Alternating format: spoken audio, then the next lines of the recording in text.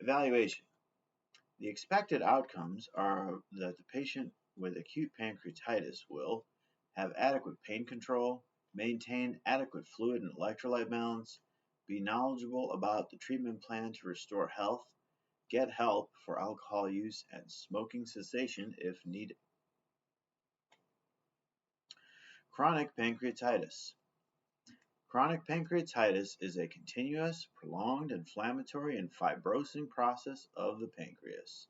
The pancreas is progressively destroyed as it is replaced by fibrotic tissue. Strictures and calcifications may occur in the pancreas. Etiology and pathophysiology. Chronic pancreatitis can be due to chronic alcohol use, obstruction caused by gallstones, tumor, pseudocysts, or trauma, and systemic diseases, e.g., systemic lupus erythematosus, autoimmune pancreatitis, and cystic fibrosis. Some patients may not have an identifiable risk factor, idiopathic pancreatitis. Chronic pancreatitis may follow acute pancreatitis, but may also occur in the absence of any history of an acute condition. The most common cause of obstructive pancreatitis is inflammation of the sphincter of Oddi, associated with gallstones, cancer of the ampulla of Vater, duodenum, or pancreas can also cause this type of chronic pancreatitis. The most common cause of non-obstructive pancreatitis, the most common type of chronic pancreatitis, is chronic alcohol use. There is inflammation and sclerosis, mainly in the head of the pancreas and around the pancreatic duct. In some people who drink alcohol, a genetic factor may predispose them to direct toxic effect of the alcohol on the pancreas. Clinical manifestations. As with acute pancreatitis, a major manifestation of chronic pancreatitis is abdominal pain. The patient may have episodes of acute pain, but it usually is chronic, recurrent attacks at intervals of months or years. The attacks may become more frequent until they are almost constant, or they may decrease as pancreatic fibrosis develops. The pain is found in the same areas as in acute pancreatitis, but is usually described as a heavy, gnawing feeling, or sometimes as burning and cramp-like. Food or antacids do not relieve the pain. Other manifestations include symptoms of pancreatic insufficiency, including malabsorption with weight loss, constipation, mild jaundice with dark urine, steatorrhea, and diabetes. The steatorrhea may become severe with voluminous, foul-smelling, fatty stools. Some abdominal tenderness may be present. Chronic pancreatitis is associated with a variety of complications. These include pseudocyst formation, bile duct or duodenal obstruction, pancreatic ascites or pleural effusion, splenic vein thrombosis, pseudoaneurysms, and pancreatic cancer. Diagnostic studies. Confirming the diagnosis of chronic pancreatitis can be hard. The diagnosis is based on the patient's signs and symptoms, laboratory studies, and imaging. In chronic pancreatitis, serum amylase and lipase levels may be increased slightly or not at all, depending on the degree of pancreatic fibrosis. Serum bilirubin and alkaline phosphatase levels may be increased.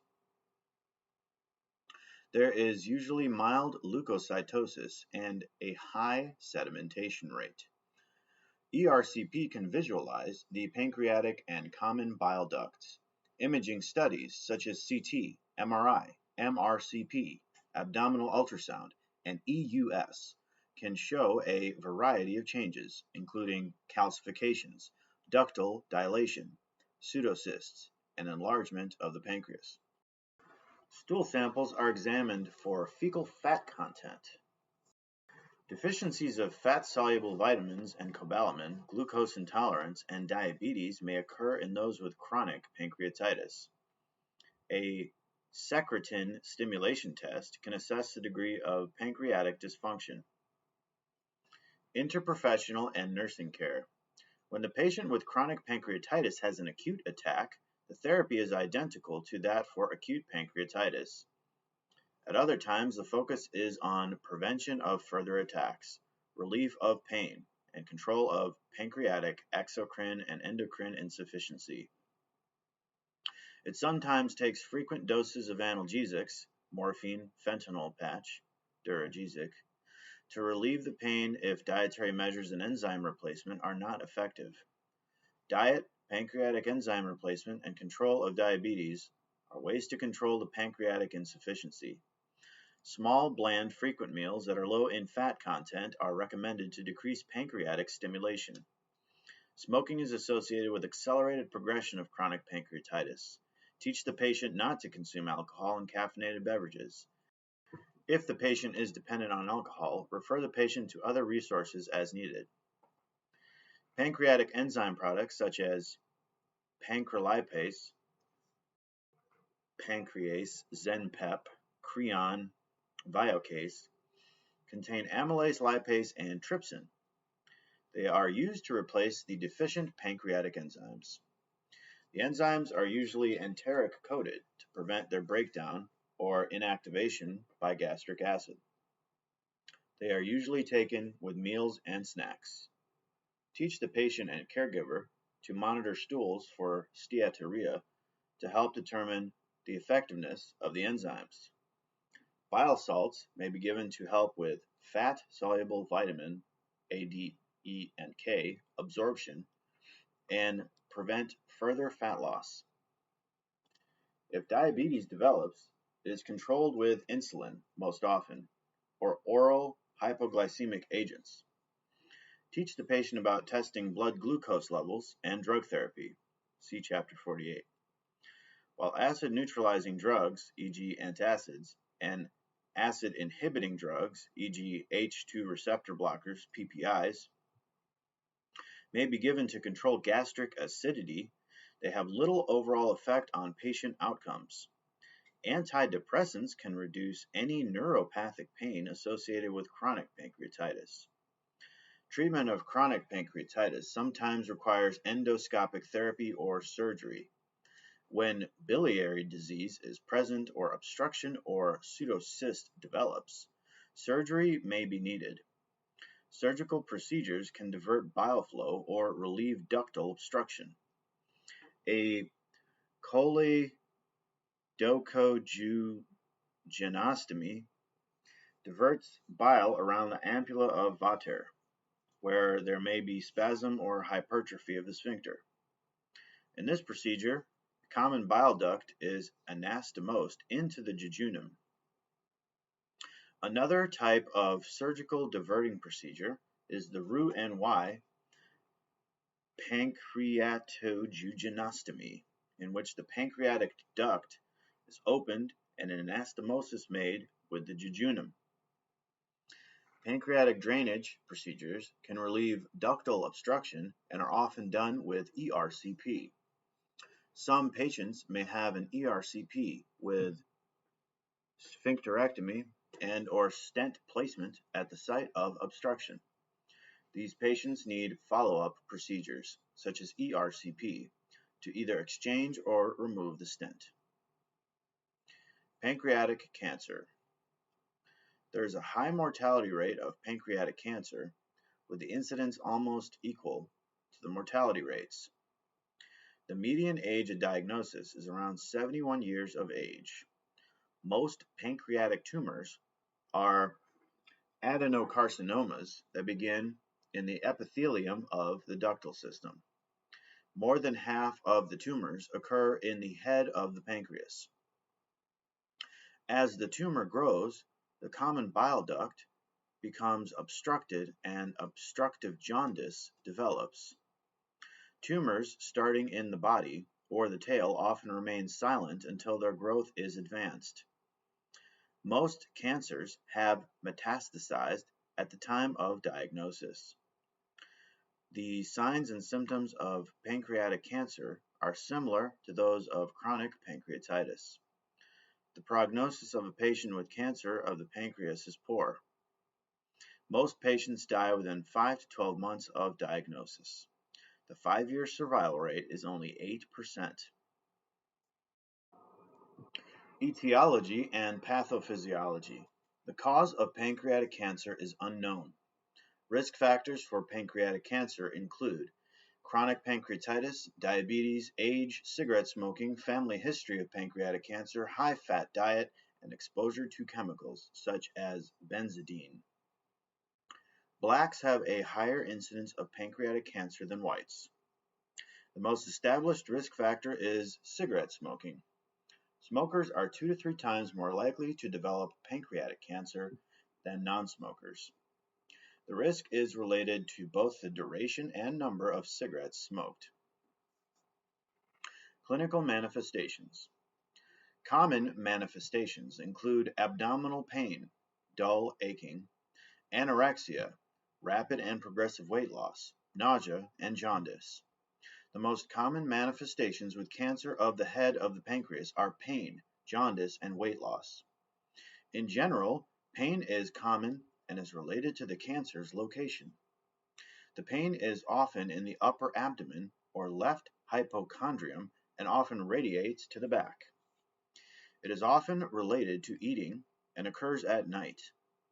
Extreme unrelenting pain is related to extension of the cancer into the retroperitoneal tissues and nerve plexuses. Pruritus may accompany obstructive jaundice. Weight loss is due to poor digestion and absorption caused by lack of digestive enzymes from the pancreas. Diagnostic studies.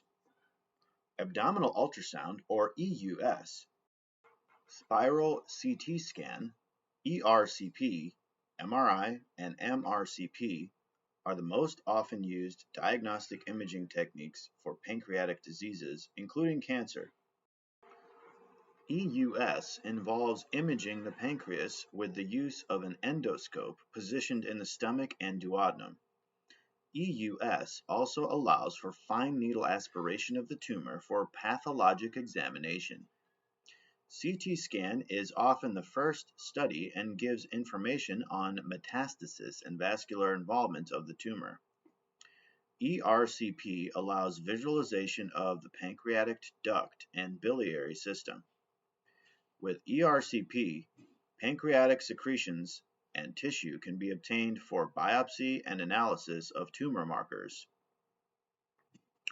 MRI, PET, PET-CT scans, and MRCP may be done to confirm a cancer diagnosis and determine staging. They can also monitor progress in response to therapy. Tumor markers are used both for diagnosing pancreatic cancer and monitoring the response to treatment.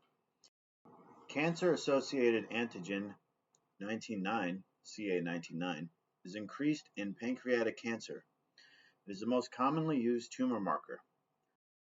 However, CA19-9 also can be increased in gallbladder cancer or in benign conditions such as acute and chronic pancreatitis, hepatitis, and biliary obstruction. Interprofessional care. Surgery is the most effective treatment for pancreatic cancer. Only 15 to 20% of patients have resectable tumors at the time of diagnosis.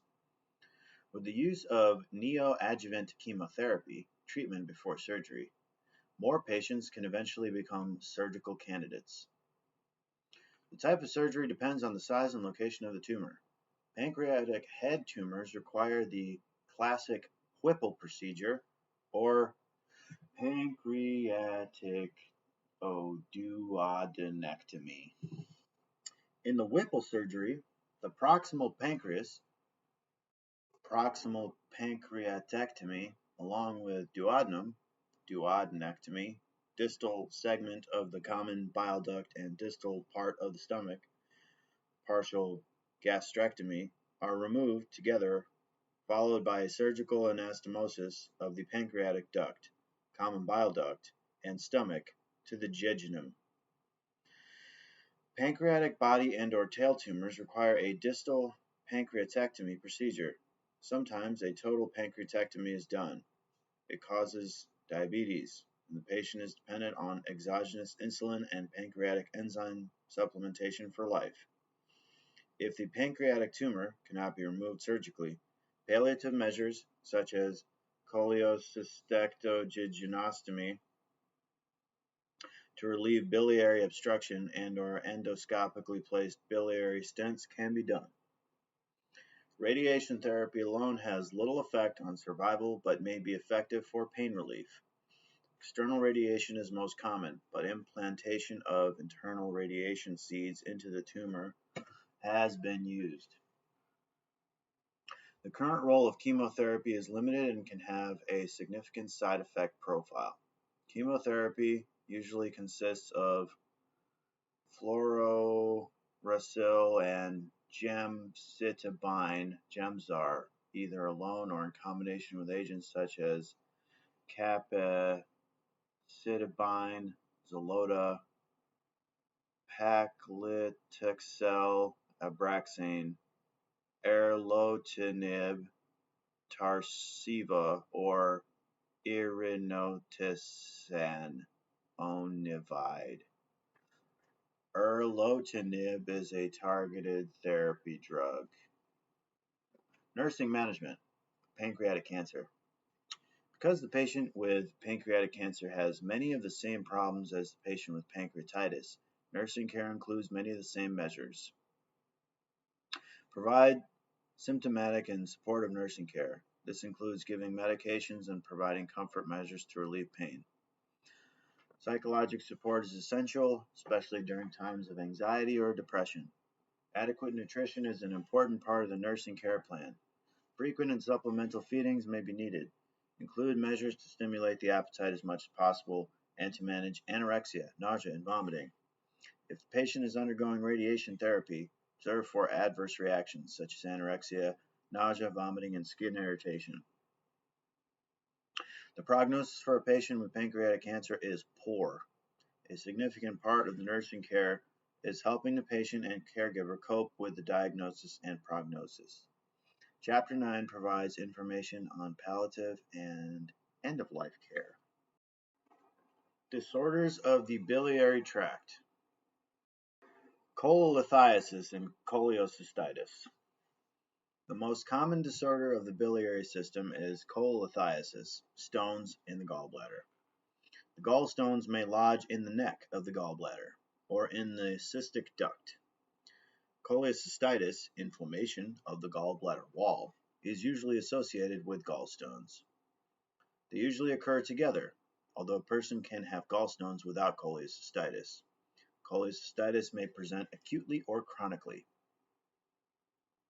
Gallbladder disease is a common health problem in the United States. Up to 10% of American adults have cholecystitis caused by gallstones. The actual number is not known because many persons with stones are asymptomatic. Cholecystectomy, removal of the gallbladder, is among the most common surgical procedures done in the United States. Gallstones are more common in women, especially multiparous women and women over 40 years of age. Postmenopausal women on estrogen replacement therapy and younger women on oral contraceptives are at an increased risk for gallbladder disease. Oral contraceptives affect cholesterol production and increase gallbladder cholesterol saturation. Other factors that increase the occurrence of gallbladder disease are a sedentary lifestyle, a familial tendency, and obesity. Obesity causes increased secretion of cholesterol in bile. The incidence of gallbladder disease is especially high in the Native American population. Cholelithiasis. The cause of gallstones is unknown. They develop when the balance that keeps cholesterol, bile salts, and calcium in solution is changed so that these substances precipitate. Conditions that upset this balance include infection and changes in cholesterol metabolism. In patients with gallstones, the bile secreted by the liver is supersaturated with cholesterol, lithogenic bile. The bile in the gallbladder then becomes supersaturated with cholesterol, and precipitation of cholesterol occurs in the gallbladder. Other components of bile that precipitate into stones are bile salts, bilirubin, calcium, and protein. Mixed cholesterol stones, which are mainly cholesterol, are the most common gallstones. Changes in the composition of bile are significant in gallstone formation. Bile stasis leads to progression of the supersaturation and changes in the chemical composition of the bile, biliary sludge. Immobility, pregnancy, and inflammatory or obstructive lesions in the biliary system decrease bile flow. Hormonal factors during pregnancy may cause delayed emptying of the gallbladder, resulting in bile stasis. The stones may stay in the gallbladder or migrate to the cystic duct or the common bile duct. They cause pain as they pass through the ducts, and they may lodge in the ducts and cause an obstruction. Small stones are more likely to move into a duct and cause obstruction. Table 43.22 describes the changes and manifestations that occur when the stones obstruct the common bile duct. If the blockage occurs in the cystic duct, the bile can continue to flow into the duodenum directly from the liver. However, when the bile in the gallbladder cannot escape, this stasis of bile may lead to cholecystitis. Cholecystitis. Cholecystitis is most often associated with obstruction caused by gallstones or biliary sludge. Cholecystitis in the absence of obstruction, a calculous cholecystitis, occurs most often in older adults and in patients who are critically ill. A calculous cholecystitis is also associated with prolonged immobility and fasting, prolonged parenteral nutrition, and diabetes. We think the main cause of this illness is bile stasis. Critically ill patients are more predisposed because of increased bile viscosity due to fever and dehydration, and because of prolonged absence of oral feeding resulting in a decrease or absence of cholecystokinin-induced gallbladder contraction. Other risk factors include adhesions, cancer, anesthesia, and opioids. Once a calculous cholecystitis is present, secondary infection with enteric pathogens, including E. coli, Enterococcus faecalis, Klebsiella, Pseudomonas, and Proteus, is common. Perforation occurs in severe cases. Inflammation is the major pathophysiologic condition. May be confined to the mucous lining or involve the entire wall of the gallbladder. During an acute attack of cholecystitis, the gallbladder is edematous and hyperemic, and it may be distended with bile or pus. The cystic duct is also involved and may become occluded. The wall of the gallbladder becomes scarred after an acute attack. Decreased functioning will occur if large amounts of tissue become fibrotic. Clinical manifestations. Gallstones may produce a range of symptoms. The severity depends on whether the stones are stationary or mobile and whether obstruction is present. When a stone is lodged in the ducts or when stones are moving through the ducts, spasms may result in response to the stone. This sometimes causes severe pain, which is termed biliary colic, even though the pain is rarely colicky. The pain is more often steady. The pain can be excruciating and accompanied by tachycardia, diaphoresis, and prostration.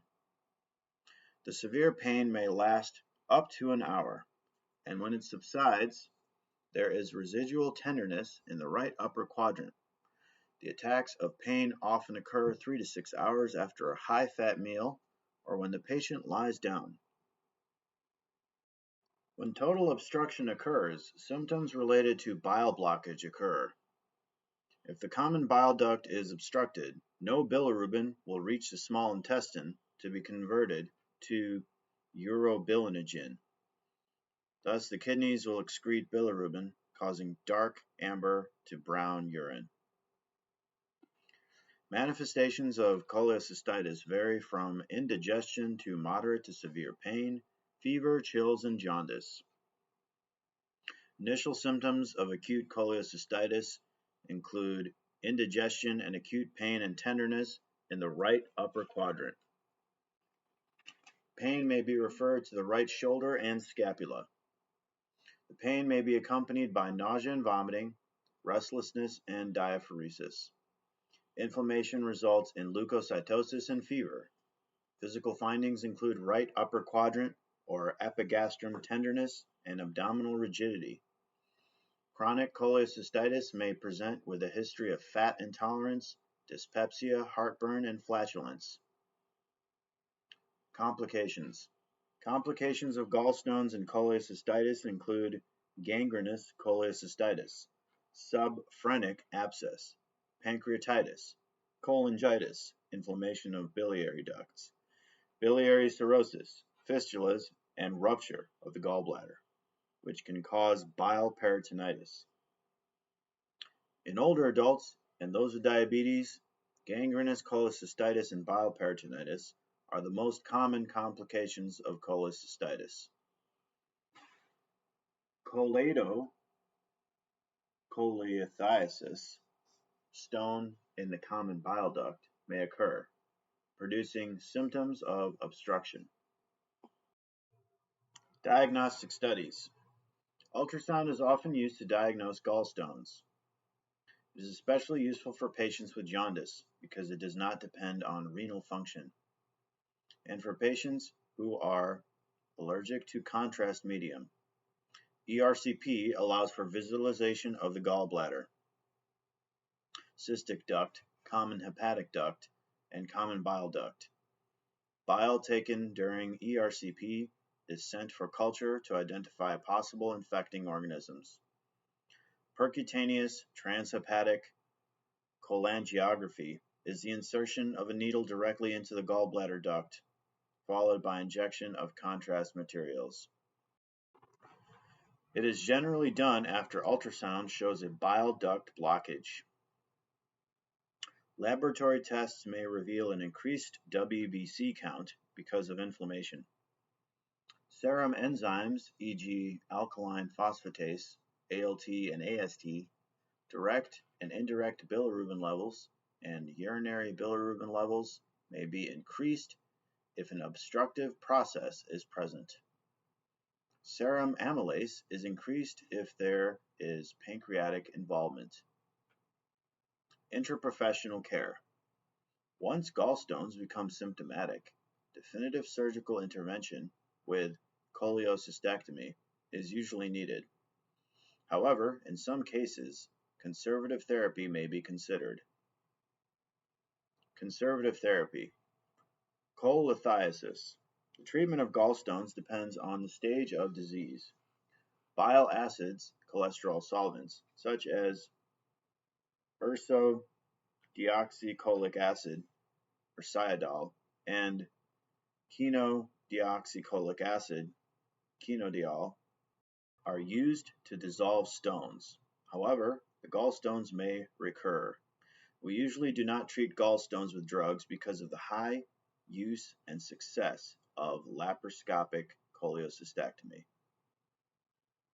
ERCP with endoscopic sphincterectomy, papillotomy, may be used to remove stones.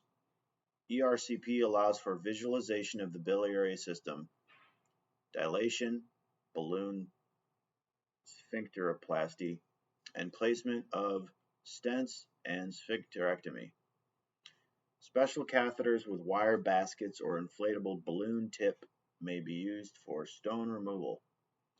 When a stent is placed, it is generally removed or changed after a few months. Extracorporeal shockwave lithotripsy, ESWL, is an alternative treatment used when endoscopic approaches cannot remove stones. In ESWL, a lithotripter uses high-energy shock waves to disintegrate gallstones. It usually takes 1 to 2 hours to disintegrate the stones. After they are broken up, fragments pass through the common bile duct and into the small intestine. Usually, ESWL and oral dissolution therapy are used together. Cholecystitis.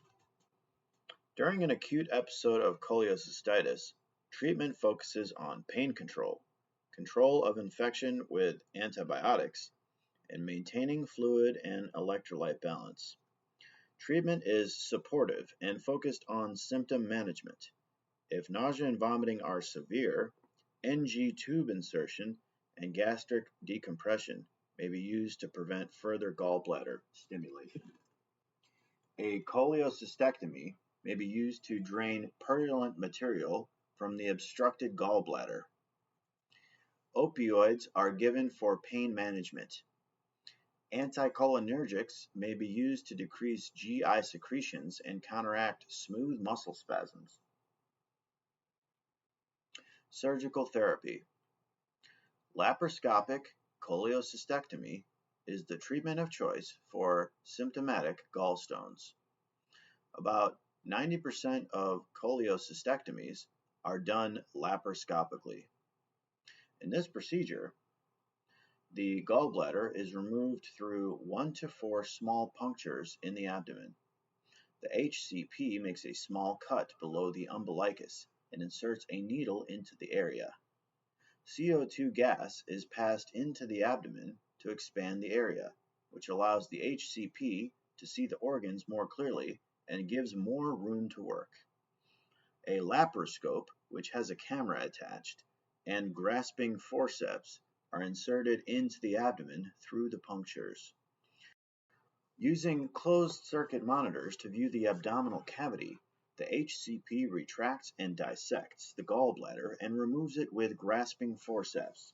This is a safe and routine procedure with minimal morbidity and quick recovery time. Most patients have minimal postoperative pain and are discharged the day of surgery or the day after. They can usually resume normal activities and return to work within 1 week. The main complication is injury to the common bile duct. The few contraindications to laparoscopic cholecystectomy include peritonitis, cholangitis, gangrene or perforation of the gallbladder, portal hypertension, and serious bleeding disorders. Some patients may need an incisional, open, cholecystectomy. This involves removing the gallbladder through a right subcostal incision. A T-tube may be inserted into the common bile duct during surgery when a common bile duct exploration is part of the surgical procedure. This ensures patency of the duct until the edema from the trauma of exploring and probing the duct has subsided. It also allows excess bile to drain while the small intestine is adjusting to receiving a continuous flow of bile. Transhepatic biliary catheter. The transhepatic biliary catheter can be used preoperatively in biliary obstruction and in hepatic dysfunction from obstructive jaundice. It also can be inserted for palliative care when inoperable liver, pancreatic, or bile duct cancer obstructs bile flow. The catheter is used when endoscopic drainage has been unsuccessful. The catheter is inserted percutaneously and allows for decompression of obstructed extrahepatic bile ducts so that bile can flow freely. After placement of the catheter into the obstructed duct internally, the external catheter is connected to a drainage bag. Encourage patients to replace fluids lost in the drainage bag with electrolyte-rich drinks. Cleanse the skin around the catheter insertion site daily with an antiseptic. Observe for bile leakage at the insertion site and any signs or symptoms of sudden abdominal pain, nausea, fever, or chills that may signal an occluded or malfunctioning drain. Drug therapy. The most common drugs used in the treatment of gallbladder disease are analgesics, anticholinergics, antispasmodics, fat-soluble vitamins, and bile salts. Morphine may be used initially for pain management. Anticholinergics, such as atropine and other antispasmodics, may be used to relax the smooth muscle and decrease ductal tone. The patient with chronic gallbladder disease or any biliary tract obstruction may need fat-soluble vitamin A, D, E, and K replacement. Bile salts may be given to help digestion and vitamin absorption. Cholestyramine may provide relief from pruritus. Cholestyramine is a resin that binds bile salts in the intestine, increasing their excretion in the feces. It comes in powder form that is mixed with milk or juice. Side effects include nausea, vomiting, diarrhea, or constipation, and skin reactions. Cholestyramine may bind with other medications, so check drug-to-drug interactions. Nutritional therapy. People have fewer gallbladder problems if they eat smaller, more frequent meals with some fat at each meal to promote gallbladder emptying. If obesity is a problem, a reduced calorie diet is indicated. The diet should be low in saturated fats, e.g., butter, shortening, lard, and high in fiber and calcium. Rapid weight loss should be avoided because it can promote gallstone formation. After a laparoscopic cholecystectomy, teach the patient to have liquids for the rest of the day and eat light meals for a few days. After an incisional cholecystectomy, the patient will progress from liquids to a regular diet once bowel sounds have returned. The amount of fat in the post-operative diet depends on the patient's tolerance of fat. A low-fat diet may be helpful if the flow of bile is reduced, usually only in the early post-operative period, or if the patient is overweight. Sometimes the patient must restrict fats for 4 to 6 weeks. Otherwise, no special diet is needed other than to eat nutritious meals and avoid excess fat intake. Nursing management, gallbladder disease. Nursing assessment, subjective and objective data that should be obtained from a person with gallbladder disease are outlined in Table 43.24. Nursing diagnoses. Nursing diagnoses from the patient with gallbladder disease treated surgically may include acute pain, lack of knowledge. Planning. The overall goals are that the patient with gallbladder disease will have 1. Relief of pain and discomfort, 2. No complications postoperatively, and 3. No recurrent attacks of cholecystitis or gallstones. Nursing implementation, health promotion. Be aware of predisposing factors for gallbladder disease and general health screening. Teach patients from ethnic groups in which the disease is more common, such as Native Americans, the early manifestations and to see their HCP if these manifestations occur. Patients with chronic cholecystitis may not have acute symptoms and may not seek help until jaundice and biliary obstruction occur. Earlier detection in these patients is important so that they can be managed with a low-fat diet and monitored more closely. Acute care.